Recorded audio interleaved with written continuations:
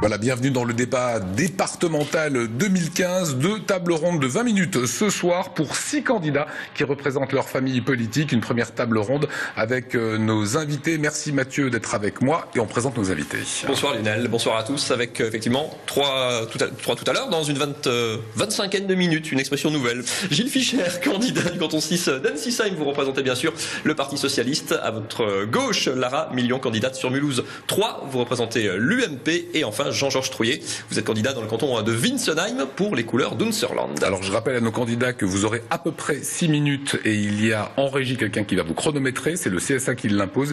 Il faudra être extrêmement précis. On recevra dans 20 minutes l'UDI, Europe Écologie Les Verts et le Front National Rassemblement Bleu Marine. Ça sera la deuxième table ronde. Avant cela, un décryptage départemental 2015, mode d'emploi. On parle des départementales qui approchent à grands pas. Mais est-ce que quelqu'un sait vraiment de quoi il est question ? En fait, c'est le nouveau nom donné aux ex-cantonales depuis une énième loi du gouvernement.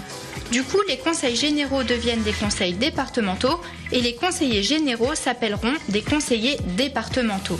Effectivement, il y avait bien un point où François Hollande avait raison. Eh bien le changement, c'est maintenant. Par contre, ce qui ne change pas, c'est que l'élection se passera toujours au niveau des cantons, mais des cantons redécoupés. Dans le Bas-Rhin, on passe de 44 à 23 cantons et dans le Haut-Rhin, de 31 à 17. Dans chacun de ces nouveaux cantons alsaciens sera élu un binôme, ce qui fera un total de 46 représentants du futur conseil départemental du Bas-Rhin et 34 dans le Haut-Rhin. Ainsi, sur chaque bulletin figurera non pas un, mais 2 noms, obligatoirement ceux d'un homme et d'une femme. Et c'est la grande nouveauté de cette élection. Il en aura fallu du temps pour avoir la parité en politique. Et les missions de ces conseillers élus pour 6 ans sont notamment l'action sociale, comme le versement du RSA, la dépendance, les routes départementales et les transports scolaires.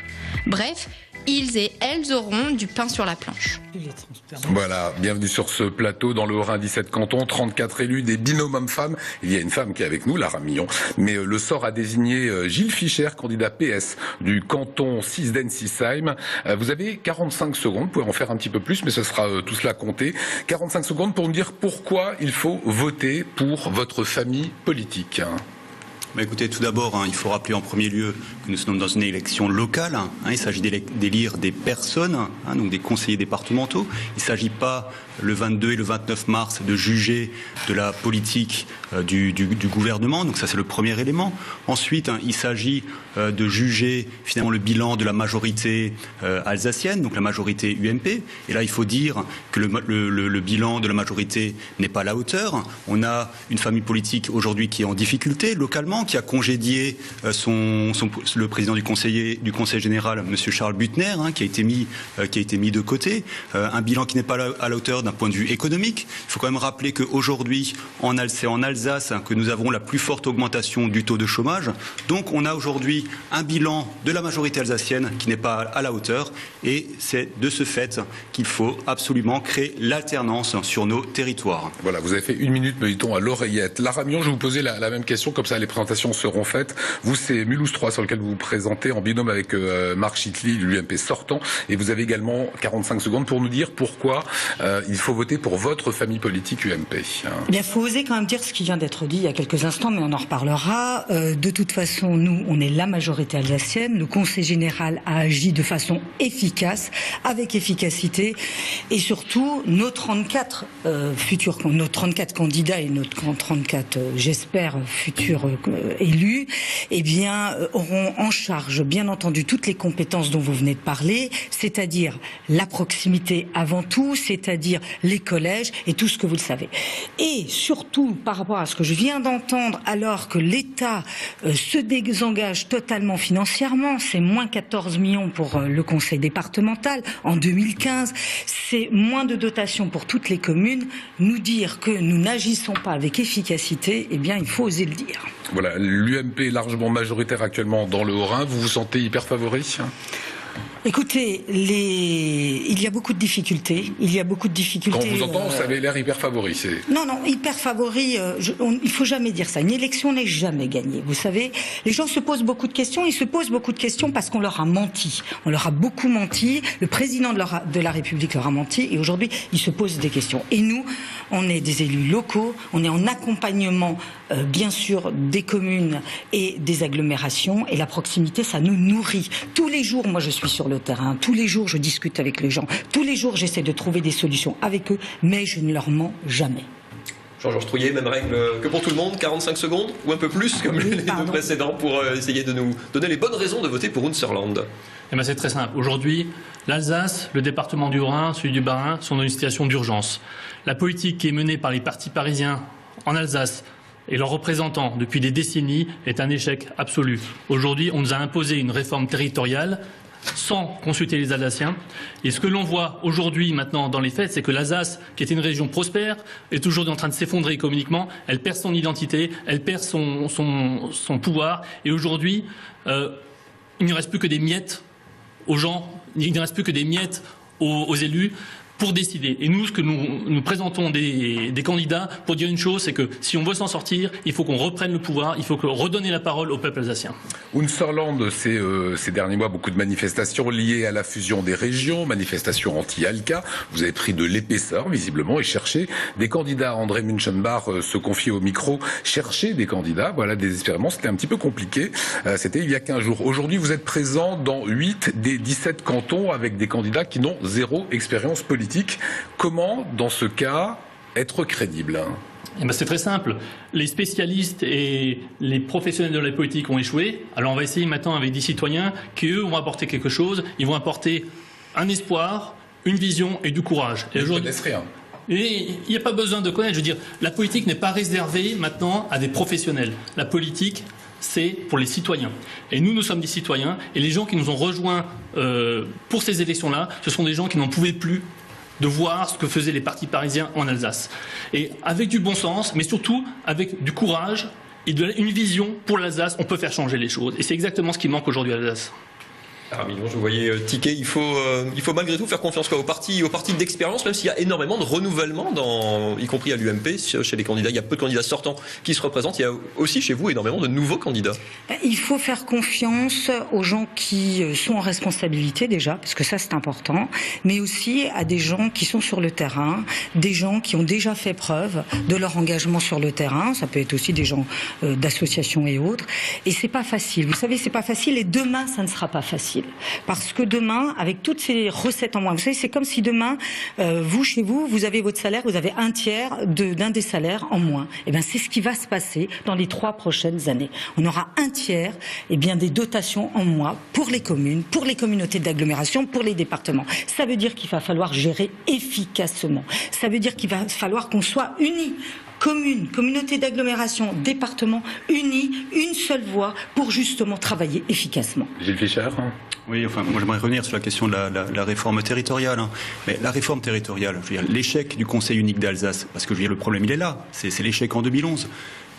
Pourquoi nous avons raté l'immanquable en 2011 ? Je veux dire, l'échec l'échec du Conseil unique d'Alsace, c'est l'échec, absolument. Voilà. C'est l'échec de la majorité alsacienne. Je veux dire, il faut quand même rappeler qu'en 2011, je veux dire, qui avait la responsabilité du département du Bas-Rhin ? Qui avait la responsabilité du département du Haut-Rhin ? Qui avait la responsabilité de la région Alsace ? C'est l'UMP, c'est la majorité alsacienne. Et je crois qu'aujourd'hui, c'est bien trop facile pour les élus de la majorité alsacienne de se dédouaner sur le gouvernement.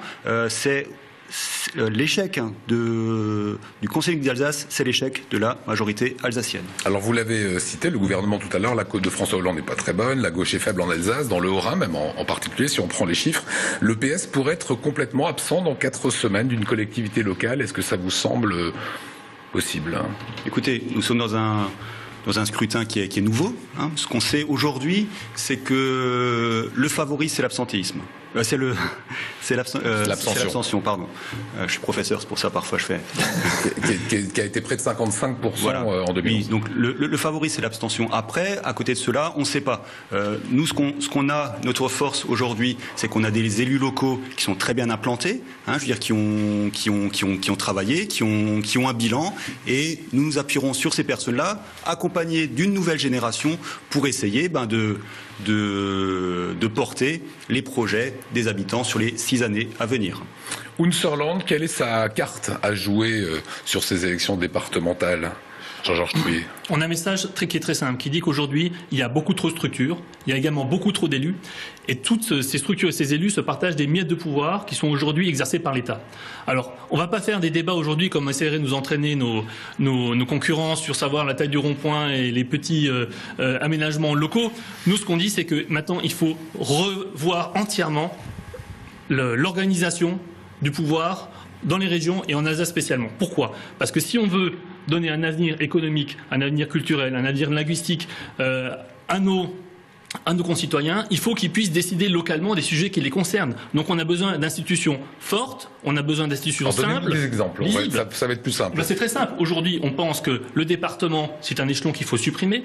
Il faut revenir sur cette réforme territoriale. Pourquoi vous présentez au départemental alors ? Eh bien parce que c'est très simple. C'est que c'est comme le Front National qui se présente aux européennes et qui sont anti-européens, c'est ça ? Ceux qui sont postes, ils n'ont certainement pas scié la branche sur laquelle ils sont assis. Donc il faut quand même qu'il y ait des gens qui aient le courage de dire que le département a été à l'époque créé pour des considérations, en fait, c'était traverser le territoire en cheval. Déjà, aujourd'hui, n'a plus de raison d'être. Aujourd'hui, il faut supprimer ce département. Il faut également supprimer les échelons intermédiaires et tout rebâtir sur un ensemble qui serait très simple, qui serait la commune, la communauté de communes et au-dessus la région. Permettez-moi d'aller plus loin. Il faut supprimer le département. C'est une question de journaliste. Il faut supprimer le département. Demain, vous êtes élus et demain, mieux, vous avez la majorité. Vous supprimez le conseil général dans lequel vous venez d'être élu. Tout à fait, à condition évidemment qu'à côté, on récupère la région Alsace et qu'on ait des compétences fortes pour la région Alsace. Mais tout à fait, nous sommes pour la suppression des départements et nous le ferons. Et personne d'autre que nous le fera, puisque les autres sont là pour le maintenir, puisque c'est quand même un endroit qui est connu un peu pour pantoufler quand même. Ça veut dire quoi de pas Gilles Fischer. Oui, effectivement, sur la question de la réforme territoriale, je crois que le diagnostic est juste. Je veux dire, aujourd'hui, effectivement, on a un millefeuille administratif, qui nous coûte très cher, qui fait que aussi on est peu efficace dans la mise en œuvre des politiques publiques, et il faut absolument continuer à le réformer. Le gouvernement, effectivement, a travaillé sur la diminution du nombre de régions. Aujourd'hui, on a les intercommunalités demain qui vont continuer à se renforcer, donc c'est absolument nécessaire d'avoir des intercommunalités plus fortes. En même temps, il faut absolument diminuer le nombre de communes, 36 000 communes en France, je veux dire, c'est énorme. Donc il faut diminuer le nombre de communes. La loi sur les collectivités territoriales qui a été votée sous peu, permet ces avancées-là. Sur la suppression des départements, je souhaiterais quand même dire qu'aujourd'hui, à partir du moment où on a des comités de communes, je veux dire, qui sont trop faibles, il est impossible de supprimer le département parce que le département permet du coup de jouer quand même ce rôle de solidarité entre les territoires. Le gouvernement l'a annoncé qu'il revenait sur ce qui avait été décidé. Absolument, tout à fait. Il faut, la première étape, il faut tout d'abord renforcer les comités de communes. Je veux dire, sans cela, il est impossible de supprimer les départements. Lara Million, le département, pardon, c'est une échelle toujours pertinente. Mais plus que hier, et encore plus demain, avec les grandes régions, cette région qui a été faite par le Parti socialiste sans concertation, etc. Eh bien, avec les grandes régions, l'Alsace, la région Alsace n'existe plus sur une carte. Elle n'existe plus.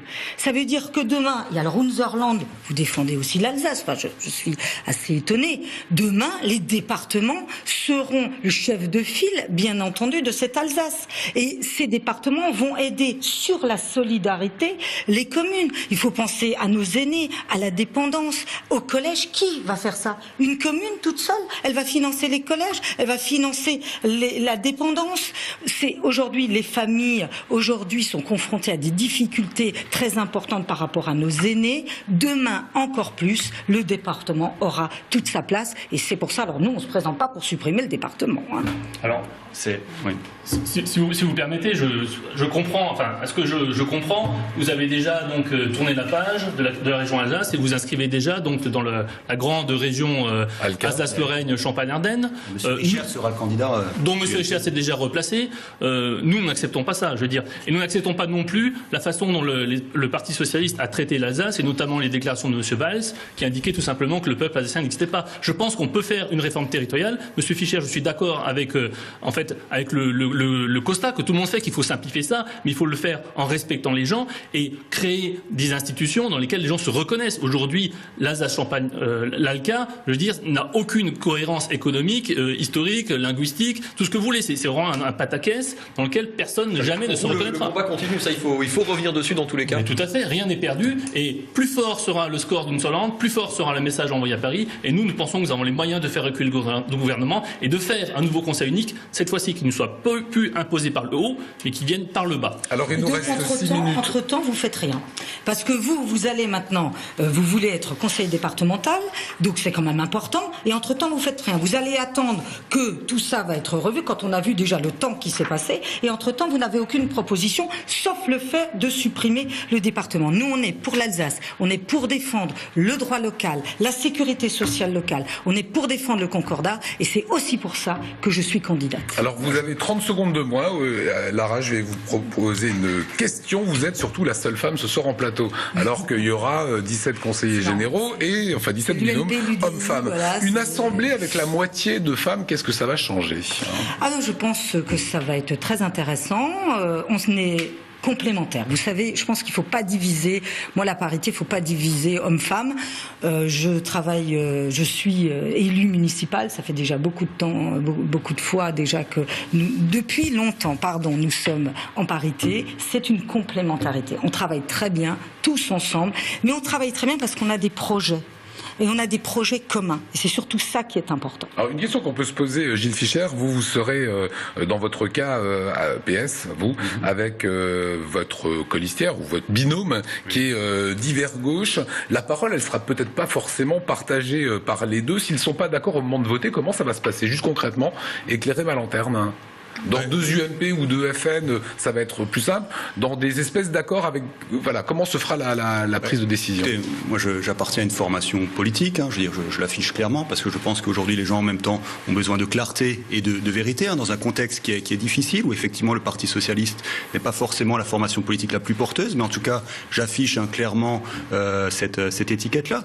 Mais je veux dire, mon binôme Josiane Bigel, qui est d'hiver gauche, je veux dire, c'est pas parce que moi je suis socialiste que, alors déjà que je vais forcément suivre les directives de ma formation politique. Je reste un homme libre. Voilà, j'ai une sensibilité. Je suis au Parti socialiste parce que je pense que c'est important aujourd'hui de s'investir dans les partis politiques. Mais voilà, je reste un homme libre et Josiane Bigel restera une femme libre, une femme indépendante comme elle l'a toujours été. Mais au moment de voter, chacun appuiera sur un bouton ou il y aura un bouton pour deux? Comment ça va se passer? Non, mais chacun aura son bouton. Hein. D'accord, donc les 34 pourront voter. Bien sûr. Vous dites le contexte est difficile. Comment mobiliser? On parlait d'abstention, mais comment mobiliser aussi l'électorat de gauche autour de ce scrutin? Vous le sentez sur le terrain, le contexte et la tendance est difficile. Écoutez, alors la tendance est difficile. Je pense qu'en même temps, la tendance est difficile pour tout le monde aujourd'hui, parce que je veux dire, c'est vrai que quand on regarde maintenant l'UMP, je veux dire voilà, l'UMP n'a pas forcément non plus le vent en poupe. Je veux dire aujourd'hui, ceux qui ont le vent en poupe, je veux dire, c'est l'abstention. D'accord. Et ensuite, c'est malheureusement le Front National. Voilà. Ça, c'est qui est présent dans tous les cantons. Absolument, qui est présent dans tous les cantons. Et je veux dire, qui a une formation politique, on peut dire ce qu'on veut, qui n'est quand même pas comme les autres. Je veux dire, qui dérape régulièrement dans les médias. Je veux dire, qui a une histoire qui est tout à fait particulière. Je veux dire, qui s'est quand même constitué avec des personnes, avec des anciens collaborateurs de Vichy, des nazis, des anciens de l'OAS. Donc, je veux dire, c'est une formation politique, je veux dire, qui n'est pas comme les autres. Et il est absolument nécessaire qu'aujourd'hui, les Républicains puissent se rassembler pour combattre ce mouvement politique. Et vous regardez, Lara Millon, quand vous parlez de républicains, c'est-à-dire qu'on pourrait, il n'y aura pas de PS UMP, il n'y aura pas d'accord, voilà, comme on a pu voir. Alors un petit mot avec vous, Unserland.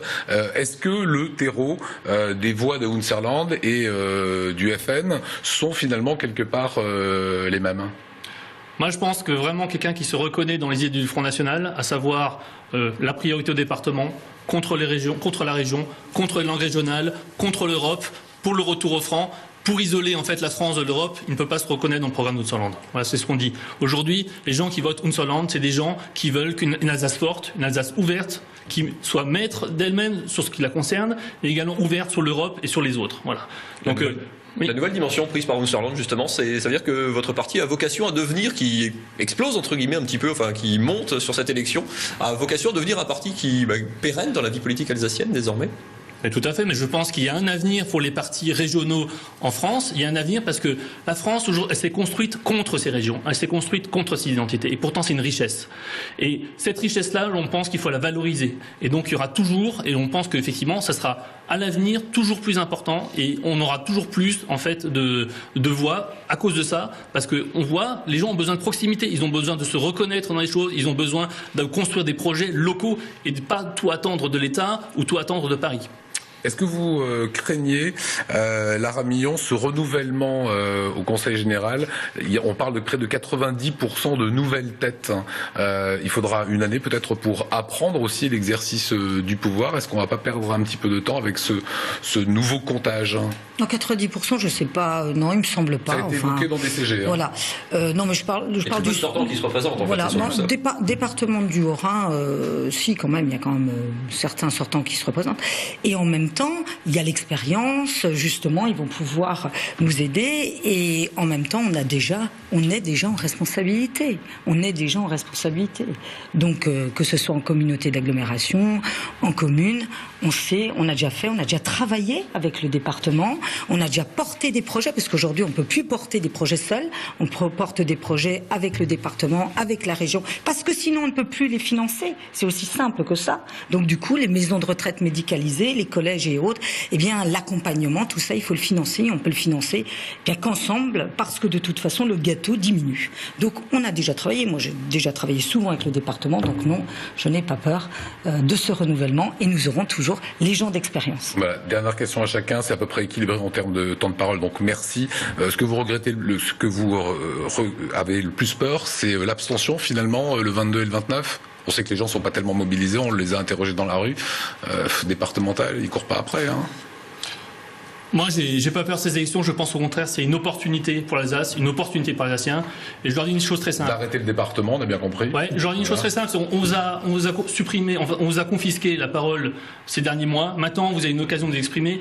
Un moment, un tournant important, historique pour l'Alsace. C'est maintenant qu'il faut reprendre les choses en main. C'est maintenant qu'il faut construire. Et ces élections départementales seront en test. Et je dis, envoyez un message à Paris, envoyez un message fort et votez Unserland. 15 secondes pour vous, Lara Millon.